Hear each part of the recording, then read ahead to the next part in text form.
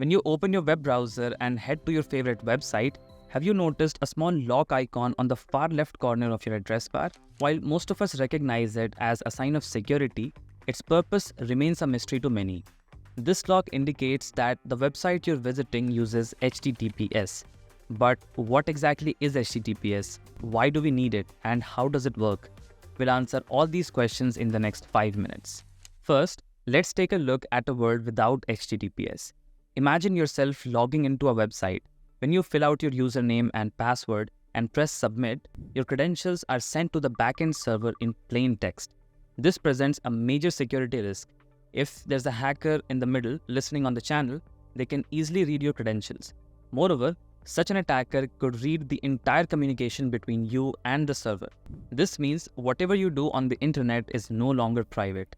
This was the standard mode of internet operation until HTTPS came along in 1994. So what exactly is HTTPS? It is the communication protocol that uses in-flight encryption. Looking at our previous example, with HTTPS, your browser encrypts every data packet before sending them to the server. These encrypted data packets can only be decrypted by the server.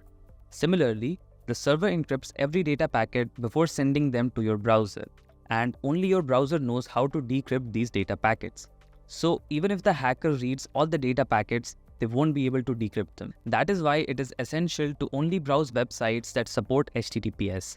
The S at the end stands for secure. In fact, HTTPS has now become the standard for securing communications over the internet. Pretty much every website these days supports HTTPS. But how does HTTPS work? Understanding HTTPS begins with grasping the basics of encryption. Encryption relies on keys, which are sequences of characters that seem random but can be used to encrypt or decrypt data. There are two kinds of encryption: symmetric encryption and asymmetric encryption. In symmetric encryption, a single key is generated which can be used to both encrypt and decrypt data. In asymmetric encryption, a pair of keys are generated. One is called the public key, which is used to encrypt data, and the other is called the private key, which is used to decrypt data. Note that both the keys are related to each other. Whatever is encrypted by the public key can only be decrypted by a matching private key. Symmetric encryption is faster and compute efficient. On the other hand, asymmetric encryption is slower but more secure. Because of its compute efficiency and speed, symmetric encryption is suitable for encrypting data packets before transmission and decrypting them after reception. So, whenever you visit a website that supports HTTPS, your browser generates a symmetric key and sends it to the server. Since both the browser and the server now have a copy of the same symmetric key, whenever one encrypts the data and sends it to the other can decrypt it using the same key.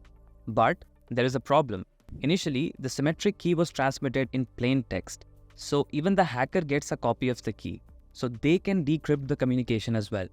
So how can your browser share the symmetric key with the server without exposing it to the hacker? Well, that's where asymmetric encryption comes into picture. Every HTTPS supporting website's server stores a key pair. This is done as a part of the server setup. Whenever you visit a website that supports HTTPS, the server sends its public key to your browser. Since the hacker is eavesdropping, they also get a copy of your server's public key.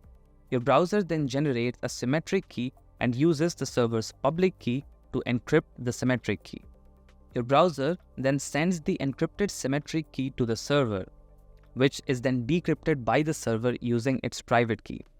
Now, both the browser and the server have the same symmetric key and can therefore encrypt future communication efficiently using symmetric encryption. The hacker gets a copy of the encrypted symmetric key, but they cannot decrypt it since they don't have the server's private key. And that is how HTTPS works. To summarize, symmetric encryption is used to encrypt the actual communication. Asymmetric encryption is used just once at the beginning to encrypt and send the symmetric key across the channel so that the hacker cannot see it in plain text.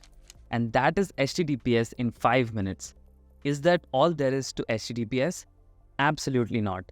There's a lot more complexity under the hood, especially involving TLS certificates. We'll delve into these in future videos. For now, bear in mind that the small lock icon on your browser is more than just a symbol. This small yet critical visual cue signifies a secure and encrypted connection, safeguarding your private data.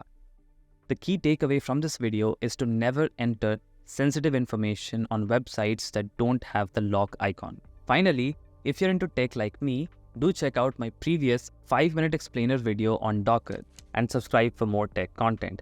Thanks a lot for watching, and I'll see you in the next one.